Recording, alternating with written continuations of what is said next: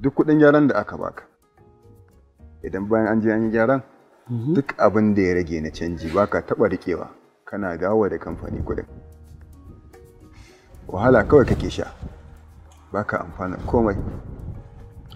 To ai Lawan kai ma iya ɗaya daga cikin abin da ya sa MD yadda da kai, saboda kaga ba shi da damuwan komai, hankali kwance zai ajiye kuɗinsa ko nawa ne a cikin mota a ƙarƙashin kulawarka, saboda ya san babu abin da zai same su.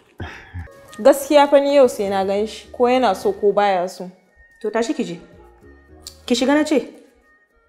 Aikin san abin da ya faru da marketing manager ko? To ki je. Charity ya kamata ki duba wani abu a wannan abu mana. To yanzu ya kake so na yi? Ya faɗa min cewa ba zai ga kowa ba. Kuma wannan ayyukan da kake ta magana files ɗin nan ko na ɗauka na kai mishi ba dubawa yake yi ba. Abubakar, zar'an mai nasara sun rasa ransu saboda ni. Inna lillahi wa inna ilaihi raji'un.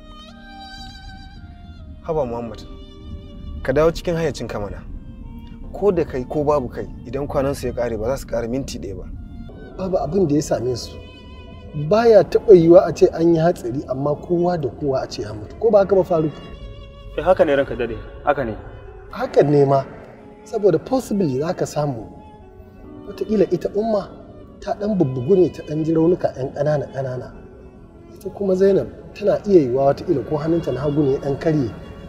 Su yara dama su ba a ma ta tasu saboda akasari in aka yi hatsari an ce mala'iku sukan ɗauke ƙananan yara su aje su cak a gefe guda babu abin da yake sa musu.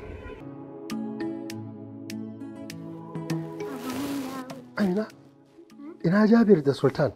Suna gun Hajiya.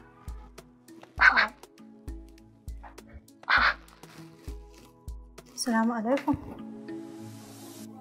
Haba. Na san dai ba ku mutu ba.